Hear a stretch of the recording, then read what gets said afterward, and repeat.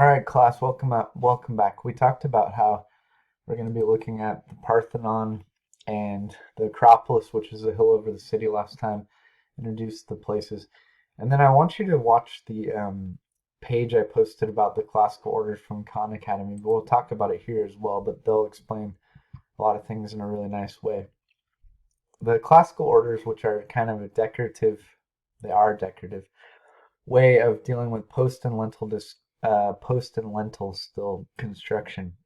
You have the post and the lentil is broken up in ways that are really interesting.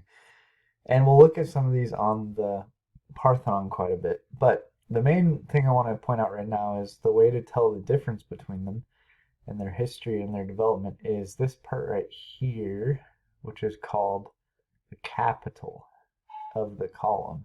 The head of it is the capital.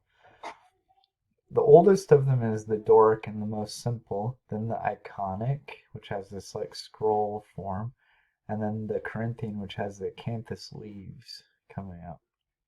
Now, there's a couple other things about them. They have the frieze, the entablature, and then up here's the pediment. It would be triangular roof. Most of this was developed around the temples, and the Doric is oldest mainland Greece and Western Greece. It has 20 flutes, which are these carved pieces on the column. And you can see from this that the columns were made by stacking sort of like round tumblers, pieces that are round on top of each other. The Iconic is 8 diameters of this high, and it has 24 flutes, so extra amount. You'll see how they get thinner as they go up. It kind of feels like a body in a way. And then we have the Corinthian, which is the most elegant to most people. The Romans borrowed this, and they like this one the best. They borrowed all of them, but they especially like the Corinthian. When I said 8 high, I want to point out something that's important to them and their culture, is the idea of proportion, which we could say the height of something compared to the width of it. And we're going to look at that with the Parthenon, that they had this idea called the golden mean, which is a certain proportion that they thought was the most beautiful. So the overall height compared to the width of the temples and the different things, like the height and the width of the columns. So this amount to 8, and then even the number of flutes on them. They had a lot of things about numbers, and they cared a lot about proportions. And they thought that there was a certain sort of beauty from certain proportions, which a lot of people would agree with. It just shows you details of the capitals, the Doric, the Ionic, and the Corinthian. So you have a flat, scrolls, and leaf-like to way to distinguish them. So we're going to look at the Parthenon and the Acropolis. The Acropolis is the hill above the city where the Parthenon sits. This would be the entrance to the Acropolis, up through the Propylaea. And we're not going to look too much about the Propylaea, but this would be the entrance of like the different type of processionals they would have up through the area. It's been damaged over the years quite a lot for different reasons we'll talk about a bit, but they've been restoring parts of it for quite a long time. And then we get up to the Parthenon itself, which we're going to spend the most time talking about. It's classical Greek. It's a religious temple, so it had a use of function as a temple to Athena, who is the patron goddess of Athens. So Athens is named after her. She was a goddess of wisdom, war, and crafts. And we'll see that it's made out of marble architecture, a certain type of marble that looks particular, and it comes from this area. They used a lot of it. It has very much, this is the floor plan of it overall. You'll see that it's a peristyle, and it has 2 porches. And there's peristyle as the columns all the way around it. So there's this outdoor area with columns, and then there's sort of a building inside of it even, where you have these other rooms. There would have originally been a base for a big statue that's no longer there, a treasury. And then we'll look at a bunch of decorations that happen on the outside of it all the way around, and then the inner layer as well. Use a lot of pictures because it's trying to give you a sense of the space, but it's kind of difficult to understand it I'll probably post a video of walking through it if I can find the one that I want to help you guys understand it a bit more. But first off, I want to just talk about how it's based off of the Mycenaean Megaron. You can see pretty clearly the way in which they took that and adapted it for their own use. Added a lot more columns and things, of course. This building has an emphasis upon balance and proportions in the golden mean, so feeling very balanced and having proportion that is very pleasing. It's considered one of the most important architectural pieces of the ancient world. It's up there on the list. There's other ones, but yes, very important. It's rectangular. It has stepped up platform. This is probably what it would have looked like when it was in its full grandeur, painted on the outside as well. It has peristyles, 2 rows of columns. It has a front and a back porch, like I said, and its inside is that enclosed chamber called the cilia, where the statue would have been. This is the cilia, where it would be the statue of the goddess in the kind of holy area for them. In its use, it would have had giant outdoor processionals as part of it, they think, and this would have been part of that whole festival that they would have done as part of their identity and culture as a city. The cilia wasn't really gone into. It's more like a holy area. It's mostly made out of all Dorians, we remember, were a group of mainland Hellenes on the mainland. Doric columns before the other later types. I think there may be a couple Ionic ones, but mostly Doric. Has a base of 3 steps up to it. And we'll see that the columns have something called anastasis. You spell it Entasis, which is a bulge near the center of the tapering columns to give it a feeling of inner organic muscular tension, and it adjusts the visual proportions as well. But this kind of shows you this is where the statue would have been. It was considered to be really beautiful. It very much has an exterior focus to the building. And compared to that, this is what we actually have left. These triglyphs have sculpture. This is where the pediment would have been. We'll look at some details of that. It's now housed in the British Museum, which is very controversial. So the pediment above the columns, below the gabled roof, there would have been a roof here, had life-size sculptures in the round, originally painted. And it showed on one side the story of Athena's birth, and on the back it showed Athena and Poseidon battling for the dominion of Athens, who would become the patron. Obviously, Athena won.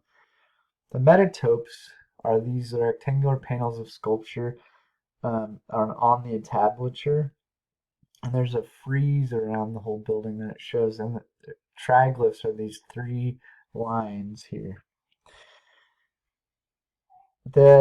There would have been show battle scenes inside of here, because when they made this, this was after they beat the Persians and became the preeminent culture in their minds in the world, and so this was very much part of their identity as Athenians.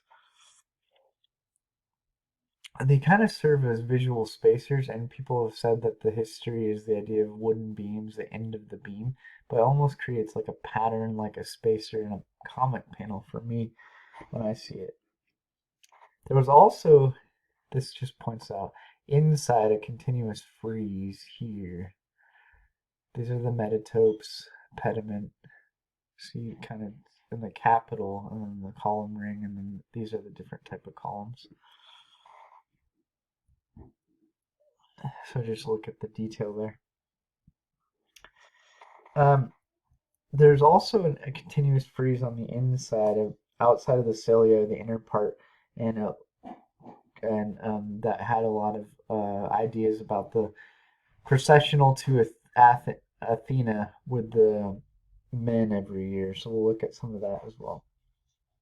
A frieze is a long continuous panel. It's spelled Frieze. So you'll need to know that word. It's in your vocab list of frieze being a long continuous panel. In this case, With these, it's sculpture, relief sculpture. And it would depict the procession of Athenians coming to worship the goddess. These show you the kind of things that would have been inside of here. So the temple was dedicated to Athena.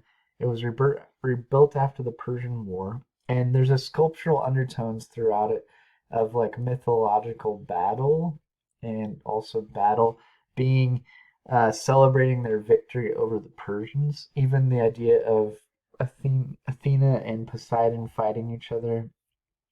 Um, it was rebuilt after the Persian Wars. Then the Romans, when they had Greece, made it into a temple for one of their deities, Minerva, and then later it was turned into a Christian church. And then when the Ottoman Empire was in control of Greece, it was made into a mosque. And then in the late 16 to 1700s, it was actually used to store ammunition. And there was a giant accident where it blew up in the 1700s and really destroyed a lot of it. So at that time, Lord Elgin, who was a British ambassador to Athens later, he purchased these sculptures that were inside of the Pediment sculptures. This is a replica of what they probably would have looked like. They were up here. Okay. And they're called the Elgin marbles now because they're made out of marble, and Elgin was Lord Elgin, Elgin. So this was a time when democracies were sweeping the world and monarchs were getting taken out, and then it was becoming a constitutional monarchy in the UK. French and American revolutions were happening, and he wanted to preserve this birthplace of democracy. So he took the marbles from the Parthenon, technically paid for them. He also took them from the Erectrium and the Propylaea, which were the other buildings on the Acropolis. But now that he has them and they're in the British Museum, the Greeks want them back, and there's a huge uproar over the fact that these important parts of Greek culture, one of the ways we value art, are owned by the British, and there's been a fight about this for a lot of years, but the British Museum has them and they're not giving them up. So this is probably what they would have looked like originally. Details are a lot more detailed. Right now, they're not in such good state. This one's the model of her birth, and this one's the Poseidon with the trident, and Athena fighting to be the patron of Athens. So the west and the east pediment. This is how it looked on site originally, an old drawing of it done in 1674. Instrumental to understanding its layout when they actually got it, because so central pieces had been destroyed. The West pediment statues, we'll go back to them for a second, would have faced the Propylaea, which we know is the entrance to the Acropolis. And this shows that contest between them. We have the warriors, the chariots, the two in the middle. Poseidon to honor of becoming the patron. So they're at the center. Diverging from them on strong diagonals because of the roof, the gable roof, was her holding the olive tree and the god of the sea. He's raising his trident to strike the earth. And then there's two groups of active horses pulling chariots, and then a crowd of legendary personalities on either side fill out the space, so they're like witnessing what's happening. And on the other side is what I said about Athena's birth. So it's an artist model as well. It's not in such good condition. Zeus and Nike. There's a Zeus here, and there's a Nike in the middle, crowning Athena with a laurel victory leaf. So there's a myth of Athena's birth is that Hephaestus, the god of fire and blacksmithing, struck Zeus on the head with a hammer by his order because he had a headache, and Athena was born out of his head, fully grown and armed, like as if he was an idea coming out of Zeus, as an idea of armament and wisdom. Kind of a strange part of mythology. I have him here with the hammer, and then here she's popping out at her birth. So this is a picture of that